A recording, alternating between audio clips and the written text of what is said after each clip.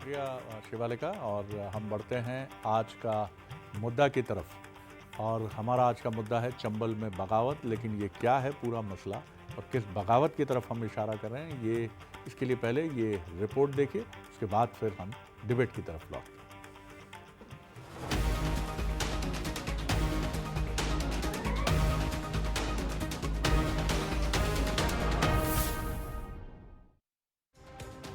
ये तस्वीरें अब मध्य प्रदेश की सियासत में आम हो चुकी हैं। हाथ से बगावत करके कांग्रेस नेता कमल के साथ खिल रहे हैं। अब इस बगावत का असर चंबल की सियासत पर भी गहरा होता दिख रहा है। शनिवार को कांग्रेस के वरिष्ठ नेता और पूर्व विधायक हरिवल्लभ शुक्ला ने बीजेपी का दामन थाम लिया। अभी चंबल में कांग्रेस को और बड़े झटके लगने की आशंका जताई जा रही है। हरिवल्लभ शुक्ला चंबल में कांग्रेस का बड़ा चेहरा है। 2 बार कांग्रेस और 1 बार समानता दल से विधायक रहे। 2004 में बीजेपी से सिंधिया के खिलाफ लोकसभा चुनाव लड़े। शुक्ला के आने से गुना शिवपुरी में बीजेपी होगी मजबूत। कांग्रेस नेता रामनिवास रावत के भी बीजेपी में आने की अटकलें हैं। श्योपुर के विजयपुर सीट से 6वीं बार के विधायक है रावत। लंबे वक्त से पार्टी से नाराज चल रहे रामनिवास रावत 25 अप्रैल को पीएम की मौजूदगी में हो सकते हैं शामिल। रावत आए तो मुरैना श्योपुर में होगा बीजेपी का मास्टर स्ट्रोक। फिलहाल मुरैना श्योपुर में कड़ी टक्कर में फंसी है बीजेपी। 23 के चुनाव के वक्त मुरैना के पूर्व एमएलए आ चुके हैं बीजेपी के साथ। राकेश मावई ने विधानसभा चुनाव के वक्त ज्वाइन की थी बीजेपी के मुताबिक कांग्रेस छोड़कर बीजेपी में आने वालों का आंकड़ा 4 लाख को पार कर चुका है।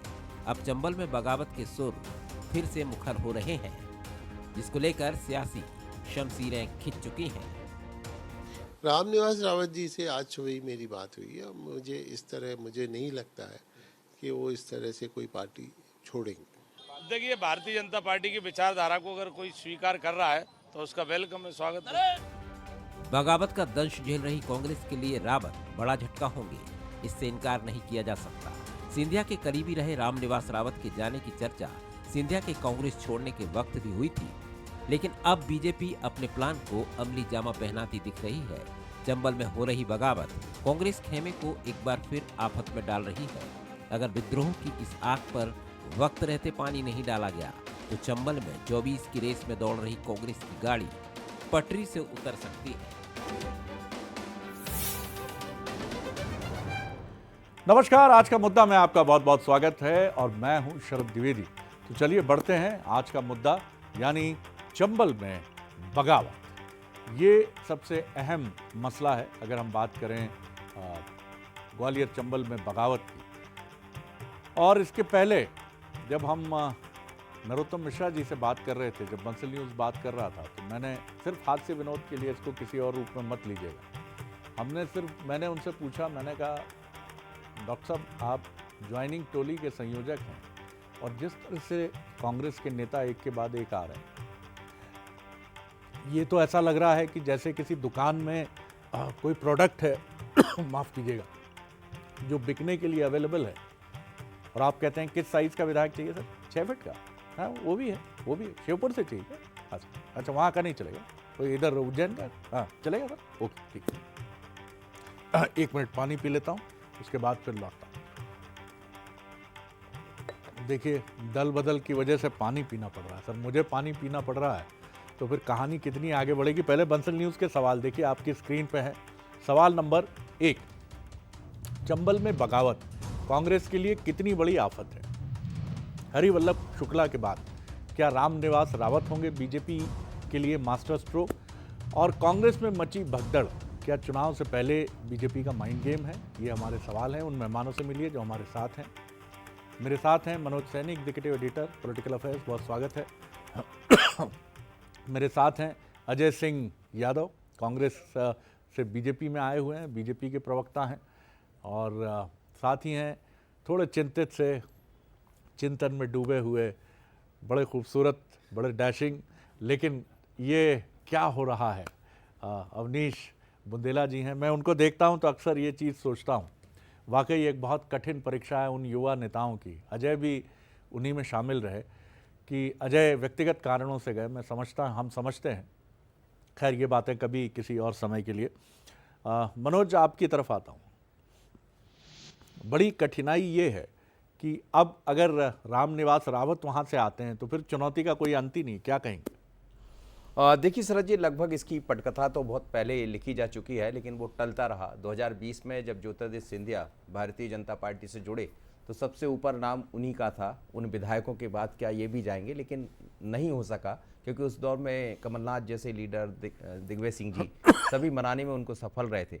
पर अभी स्थितियाँ बदली है, और इसकी वजह भी ये है कि जब मुरैना में जो टिकट का वितरण किया गया वो उससे नाराज बताया जा रहा है। यानी वो मौका ढूंढ रहे थे, कोई ऐसा मौका मिले जिसको लेकर कोई निर्णय लिया जा सके, तो वो उसकी तरफ बढ़ रहे हैं। और यही नहीं, बल्कि आप तारीख भी देखिए, 25 तारीख जिस दिन प्रधानमंत्री मोदी आ रहे हैं, तो मोदी के सामने यदि ज्वाइनिंग होगी नहीं, जैसा मुझे दिखाई देता, क्योंकि मोदी जी आते हैं तो मंच पर ये सब चीज़ें नहीं होती है, लेकिन फिर भी यदि वो दिन, वो मौका चुना गया, तो इसका मतलब यह है कि बहुत अलग तरह से भारतीय जनता पार्टी की रणनीति है। और चंबल ग्वालियर में भी वजह है, मुरैना की जो सीट है उसको लेकर भी कुछ खबरें ऐसी है कि वहाँ काफ़ी मुकाबला है भारतीय जनता पार्टी और कांग्रेस का। ऐसे में रामनिवास रावत यदि भारतीय जनता पार्टी की तरफ जाते हैं तो बीजेपी को निश्चित रूप से राहत मिलेगी, कांग्रेस को नुकसान होगा। पर अकेले रावत नहीं है, खबरें तो ये भी आ रही है कि आने वाले दिनों में 24 तारीख को भी जब मोदी हरदा या बैतूल पहुंच रहे हैं तो वहां भी 2 विधायकों का झटका लग जाए कांग्रेस के लिए तो बड़ी बात नहीं होगी, तो चिंता का विषय तो है। लेकिन अब ये पूरी प्रक्रिया, एक आकर्षण जो होता है वो खोती हुई प्रतीत हो रही है, और ऐसा लग रहा है कि एक रबर की तरह चीज़, माफ़ कीजिएगा, खिंचती चली जा रही है। और आने वाले भी ऐसा लगता है कि उनके भीतर भी कितनी संवेदना है और वो आते चले जा रहे हैं। और दूसरी तरफ के जो लोग हैं वो भी ऐसा लगता है कि एक रोबोटिक एटीट्यूड में, हाँ भैया, हाँ भैया, इधर आ जाओ भैया, आप भी आ जाओ भैया, आप भी आ जाओ, फोटो खिंचाओ भैया, फोटो खिंचा। ये वो कहते हुए सिर्फ सुना जाता है शरद जी, आप जब भी हम कवरेज करने जाते हैं कि दुपट्टे हैं, नहीं है तो और सिलवा लीजिए, अभी बहुत लोग हैं। तो ये सुन के मुझे भी आश्चर्य होता है कि ऐसे कितने और नहीं, ये मतलब जब देखने वालों को ही कोई चीज़, तस्वीर थोड़ी सी चुभने लगती है तो उसका मैसेज बहुत साफ होता है। खैर, जो जाने वाले हैं और जो दिल में समाने हैं, जो जिनके दिल में समा रहे हैं, बहुत समझदार लोग हैं। अजय जी, आप भी सोचते होंगे तो आखिर ये दिमाग में बात आती होगी कि हो क्या रहा है, ये चल क्या रहा है, क्योंकि आखिर मैच तो मैच है ना साहब। अभी आईपीएल चल रहा है, अगर ठीक है चेन्नई में दम खत्म हो गया, एक ही टीम बची, तो फिर मैच का रोमांच क्या रह जाएगा? मध्य प्रदेश बाइपोलर पॉलिटिक्स है, फिर हम कहाँ केजरीवाल जी को लेके आएंगे दिल्ली से यहाँ? देखिए शरद जी, जिस तरह का मध्य प्रदेश का राजनीतिक माहौल है, निश्चित ही ये कभी कल्पना नहीं की जा सकती कि इस पैमाने पे कांग्रेस में पलायन होगा। लेकिन 2 चीज़ें हैं जो दोनों बहुत महत्वपूर्ण है। एक, भारतीय जनता पार्टी की रीति नीति जो कहीं ना कहीं जनता के बीच में बहुत मजबूती से कनेक्ट करती है और जन भावनाएं उन रीति नीति के साथ जुड़ती हैं। तो जो भी लोग सार्वजनिक क्षेत्र में काम कर रहे हैं उनके ऊपर कार्यकर्ताओं और जनता का लगातार दबाव पिछले लंबे समय से है कि भारतीय जनता पार्टी, प्रधानमंत्री मोदी जी और भाजपा की डबल इंजन की सरकार का साथ दिया जाए। विचार की राजनीति करते रहे, जिस परिवार से आते हैं वहां, आखिर अगर विचार की राजनीति, विरोध की राजनीति समाप्त हो जाएगी तो फिर राजनीति का आकर्षण क्या बचेगा? इसीलिए शरद जी मैंने कहा था कि इसके 2 पहलू हैं। पहला पहलू तो ये है, लेकिन दूसरा कांग्रेस पार्टी की खुद की जो कार्यशैली है वो इस टूट का बहुत बड़ा कारण बन गई है। कांग्रेस पार्टी में आज भी इतनी टूट के बाद भी बड़े बड़े नेताओं की अनदेखी, उपेक्षा की जा रही है और पार्टी कहीं भी कनेक्ट नहीं कर पा रही है पब्लिक को। आज जब कांग्रेस के नेता पार्टी छोड़ते हैं तो कांग्रेस के नेता कहते हैं दल बदलुओं के सहारे भाजपा है। लेकिन अगर हम चुनावी माहौल को देखें तो अकेले ग्वालियर चंबल की 4 सीटों में से, चाहे मुरैना हो तो नीतू सिकरवार भाजपा के विधायक रहे, भिंड हो तो फूल सिंह बरैया बीएसपी के रहे, यहां तक कि गुना में राव यादविन सिंह का पूरा परिवार भाजपा ही रहा और वो भाजपा ही हैं। तो आज भी कांग्रेस पार्टी कहीं ना कहीं अपने लोगों की उपेक्षा करके और दूसरे तरफ लोगों को मौका दे रही है। रामनिवास रावत जी जैसे बड़े नेता, 5 बार के विधायक, क्या मुरैना में प्रत्याशी चयन में उनकी नहीं सुनी जाना चाहिए थी? जिन्होंने सिंधिया जी के समय, माधवराव सिंधिया जी के समय और पार्टी के बड़े से बड़े मुश्किल के दौर में पार्टी का साथ नहीं छोड़ा। तो ये बहुत बड़ी कारण है, इसी वजह से कांग्रेस पार्टी इस स्थिति में पहुंची है। अवनीश जी, मैं ये तो नहीं कहूँगा कि आपके जो टॉप लीडर्स हैं वो ये टेस्ट कर रहे हैं कि दीवार कितनी मजबूत है। भैया हमारे साथ तो वही बचेगा आखिर में जो बहुत ताकतवर होगा और जो प्योर कांग्रेसी होगा, ये तो मैं नहीं मान सकता। आखिर इनकी जो बात अजय जी की है, आपके पुराने कांग्रेसी साथी रहे हैं, मित्र हैं आपके, आप समझते होंगे उसी रीजन से, संयोग से आते हैं जहाँ से आप आते हैं, बुंदेलखंड से। काफी काम किया हमने साथ में, काफ़ी काम किया आपने साथ। उनकी भी पीड़ा वही थी कि साहब मेरी सुन तो लो, बुला तो लो मुझे, पीसीसी में बैठ तो लो मेरे साथ। अब रामनिवास रावत क्या चाह रहे हैं कि उनको मालूम नहीं है क्या कि बीजेपी में जाके उनको सुल्तानी का खिताब नहीं मिल जाएगा, कोई रियासत उनके नाम नहीं हो जाएगी। उन्हें मालूम है बहुत मुश्किलें बढ़ेंगी। ऐसा नहीं जो कांग्रेसी आ रहे हैं उन्हें ये नहीं मालूम है कि बीजेपी में उनके लिए सब मंगलमय है। जी देखिए सर, सबसे पहले तो मैं, जहाँ तक मेरी और अजय जी की बात है, तो ये मुझे लगता है बहुत ज़्यादा व्यक्तिगत हो जाएगा, क्योंकि हम लोग एक ज़िले से हैं और कई साल साथ में काम किया, तो वो उसकी चर्चा हम फिर कभी करें। लेकिन हाँ, जो आज का विषय शरद जी, तो मैं एक बात स्पष्ट कर दूं, देखिए कि बात यह है कि हाँ, मैं ये नहीं कहूँगा शरद जी कि इससे फ़र्क नहीं पड़ता, ये मैं बिल्कुल नहीं कहूँगा। इस तरह की राजनीति, आपको मुझे जानते हैं शरद जी, मैं इस तरह की बात नहीं करता। हाँ, जब कोई, मैं तो कहता हूँ पूर्व विधायक तो एक बड़ी बात है, कोई भी एक छोटा कार्यकर्ता, पार्षद, पूर्व पार्षद भी छोड़ के जाता है, कोई सरपंच भी छोड़ के जाता है शरद जी, तो फ़र्क पड़ता है। और लेकिन हाँ शरद जी, क्या करेंगे आप मुझे बताएं, ये बीमारी मध्य प्रदेश में कुछ ज़्यादा लग गई है। आप देखें पूरे भारत में कहीं किसी राज्य में ऐसी स्थिति नहीं है, ऐसा नहीं। आप देखें सिर्फ तीन राज्यों में हमारी सरकार है, लेकिन यहाँ कहानी ये शरद जी कि यहाँ मुख्यमंत्री को भी अपनी पोजीशन मजबूत करनी है, मोहन यादव जी को बताना है कि साहब देखो ये, और प्रदेश अध्यक्ष बीडी शर्मा जी को भी अपनी पोजीशन जस्टिफाई करनी के देखो भैया, है ना।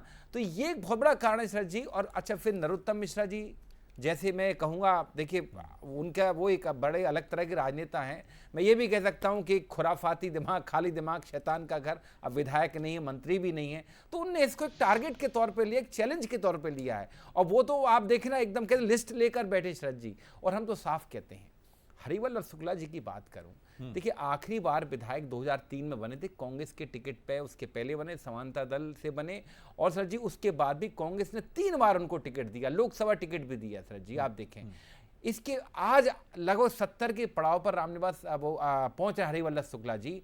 आप देखें, और 2 बार से पोहरी में स्थिति ये शरद जी कि वो 3रे नंबर पर जा रहे हैं चुनाव में, 3रे नंबर पर। लेकिन कोई बात तो कर सकता है ना, कोई बात तो सारी रामनिवास रावत जी से तो कम से कम सारी बातें की गई हैं। देखिए पहले जैसे कमलनाथ जी से निश्चित तौर पर सबका संवाद होता था, दिग्विजय सिंह जी से संवाद होता था, आज मुझे लगता है जीतू पटवारी से निश्चित तौर पर संवाद होता है, मुझे लगता है वो और ज़्यादा आसान है। तो लेकिन सर जी फिर भी अगर ऐसे लोग छोड़ रहे हैं, आप मुझे बताएं, जैसे अब उस फोटो में हम सुरेश पचौरी जी को देख रहे थे। सुरेश पचौरी जी एक वो राजनेता हैं जिनको देख के हम लोगों ने राजनीति सीखी शरद जी। आज उन जैसा राजनेता अगर चला जाए, हमको बड़ा बुरा लग रहा है कि मोहन यादव जी के बगल में उनका सहयोगी बनकर बैठे वो सुरेश पचौरी जी, जो कहीं ना कहीं क्यों वाला सवाल अभी है। हाँ बिल्कुल सर जी, ये सर जी इसका जवाब तो वही दे पाएंगे कि क्यों भैया आप मतलब राज्यसभा सांसद आप क्या जानते नहीं है क्यों सर जी?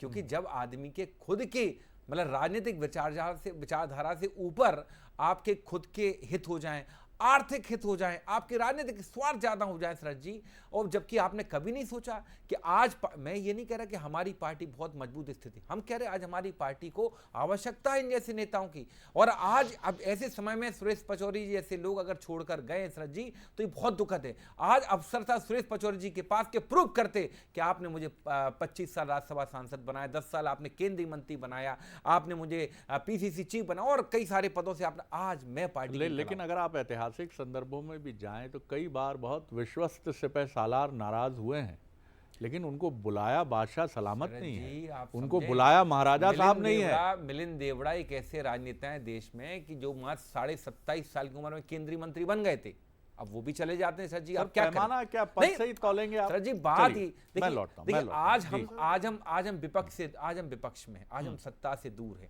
हमारी स्थिति ये भी नहीं है कि हम किसी को राज्यसभा पद से नवाजें, बहुत ज्यादा हमारे पास वो ऑप्शन भी, क्यों झूठ बोलें सर जी कि हम जो सच है वो सबके सामने, वो नहीं है। चलिए मैं लौटता हूँ, एक क्विक राउंड और अजय जी आप कुछ सेकंड। देखिए शरद जी, एक तो मुझे नरोत्तम जी के ऊपर खाली दिमाग जैसी बात पर आपत्ति है, आपत्तिजनक विषय है। इसको आप जिम्मेदारी समझिए कि जो नेता चुनाव भी नहीं जीते वो पार्टी के लिए महत्वपूर्ण जिम्मेदारी निभा रहे हैं। आज 4 लाख से ज्यादा लोगों को पार्टी से जुड़ा है, तो यही भारतीय जनता पार्टी की ताकत है। जिम्मेदारी आपके लिए शुभंकर है, लेकिन अजय जी को पीड़ा, उनको बुंदेला जी को पीड़ा होगी, लेकिन फिर कार्यकर्ता की जिम्मेदारी शब्द- समझिए। उनके पास बहुत शब्द अच्छे हैं, मैं समझता हूँ वो भी बुंदेला जी भी। थोड़ा ऐसा था कि थोड़ा जल्दी कैच कर लिए, तो अजय जी ने भी कैच कर लिया। लेकिन फिर भी जी, एक वरिष्ठ जी। नेता के हाँ, नहीं, सम्मान नहीं, के हिसाब नहीं से होना। बात मैंने होना भी कहा चाहिए। कि सम्मानित नेता बड़े रानी, मैंने उनके सम्मान में कहीं कमी नहीं रखी अजय जी, बड़े सम्मानित नेता हैं। नरोत्तम जी का फोन सभी के पास जाता रहता है। बुंदेला जी, हो सकता है कभी घनघना जाए आपके टेलीफोन पर भी, मर्जी आपकी है। नहीं सर, शादी जो ब्याह भी- में मिलते हैं बड़े आदर से। हाँ, बहुत आदर से मिलेंगे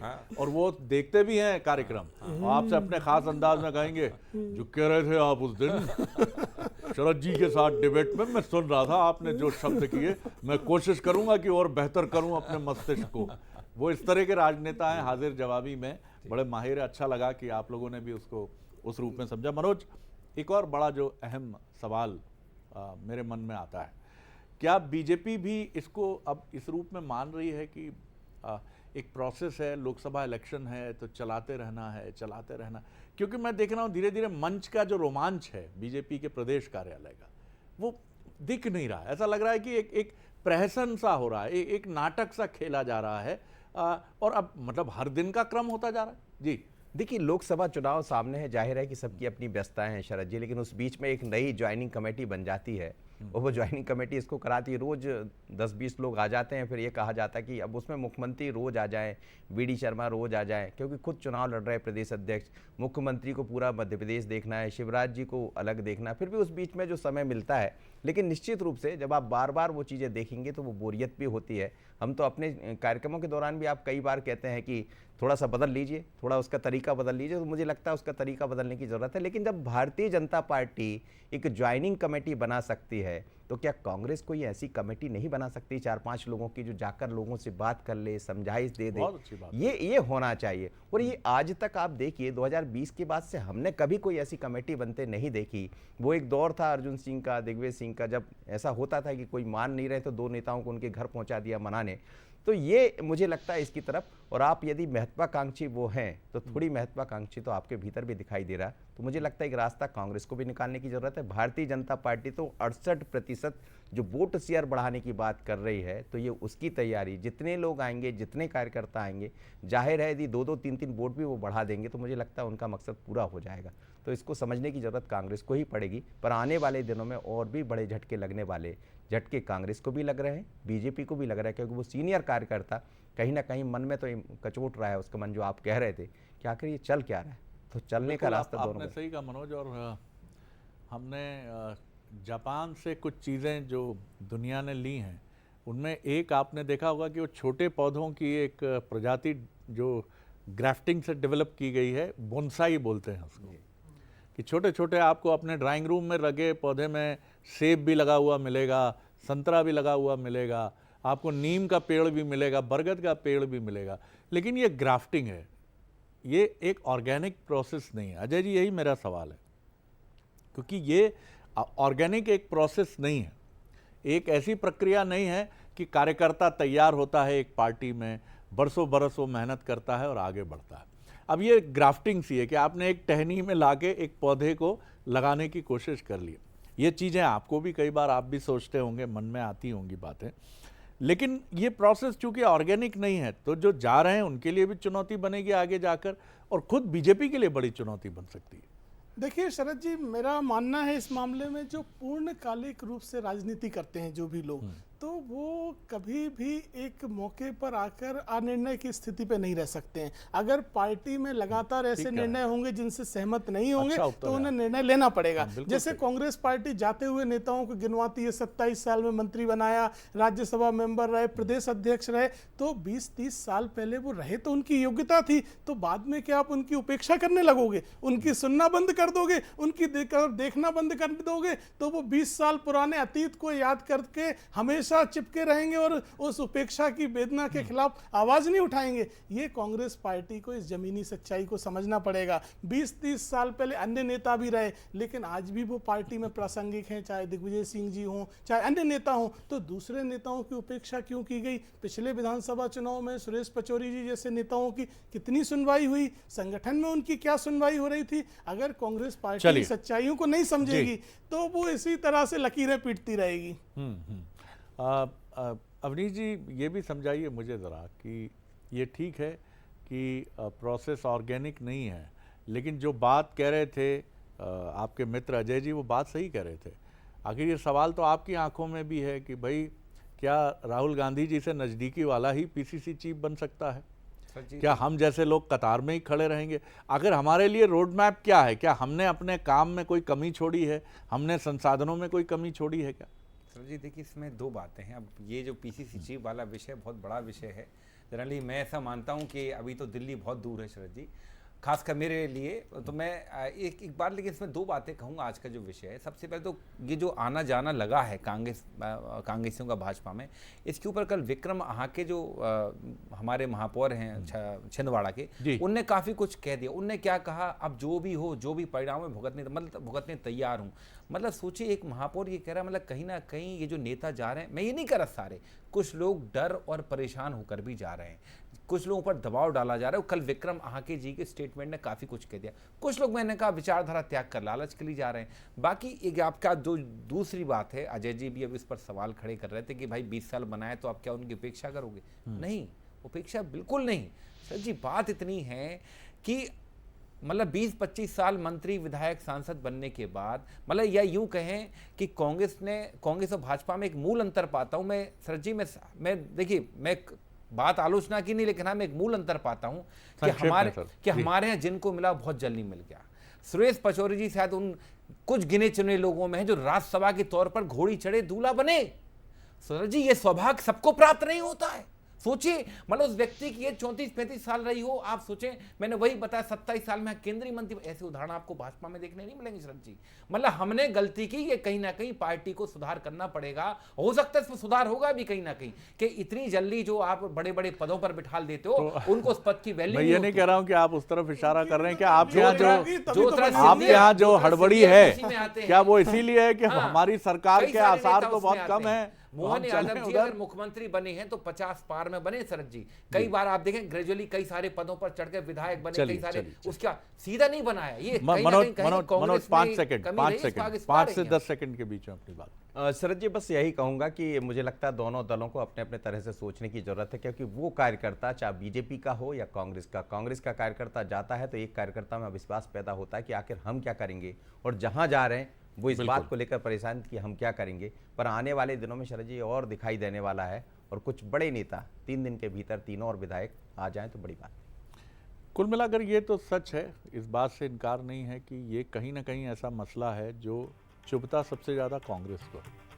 लेकिन अगर हम आगे बढ़ें, सब मेहमानों को धन्यवाद करते हुए, और हम ये बात कहें कि आखिर इस चीज़ का अंत कहाँ होगा, कहाँ से ये चीज़ अंत की तरफ बढ़ते हुए आगे जाएगी, तो इसका जवाब कांग्रेस को ढूंढना है। जैसा मनोज ने बहुत बखूबी कहा कि आपको कोई कमेटी तो बनानी पड़ेगी जो जाए, तो हर संस्थान में, अच्छे संस्थान में एग्जिट इंटरव्यू होता है। जब एम्प्लॉय वो संस्थान छोड़ता है, भले ही उसका कितना पक्का मन हो, लेकिन उससे पूछा जाता है, भैया हमसे क्या खता हुई, लिख के दे दीजिए, ज़रा बता दीजिए, मेल कर दीजिए। क्या रामनिवास रावत जी से, अजय जी से पूछा गया कि आप भले ही जा रहे हो, जाइए, शुभकामनाएं, लेकिन बता तो जाइए क्या, व्हाट वेंट रॉन्ग, गलत क्या हुआ? इस प्रोसेस की तरफ अगर इसका जवाब अहंकार या विकृत हंसी से दिया जाएगा कि जाने वाले जाएं, वो जो भी हैं किसी काम के नहीं है, तो ठीक नहीं होगा। आगे देखिए अफसरनामा, एक फिल्म बहुत चर्चित है इस समय, 12वीं फेल, और अब ये चीन में भी रिलीज़ होने जा रही है। वर्ल्ड वाइड इसका बहुत ही बढ़िया, शायद ये इंटरनेशनल फिल्म फेस्टिवल्स वगैरह में भी भेजी जाएगी।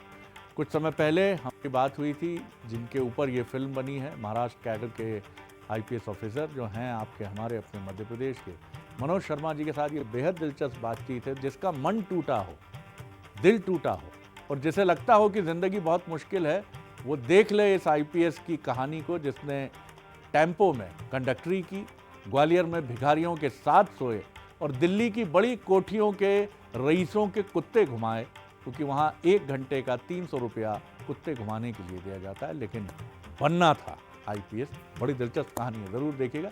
मुझे दीजिए इजाज़त, नमस्कार।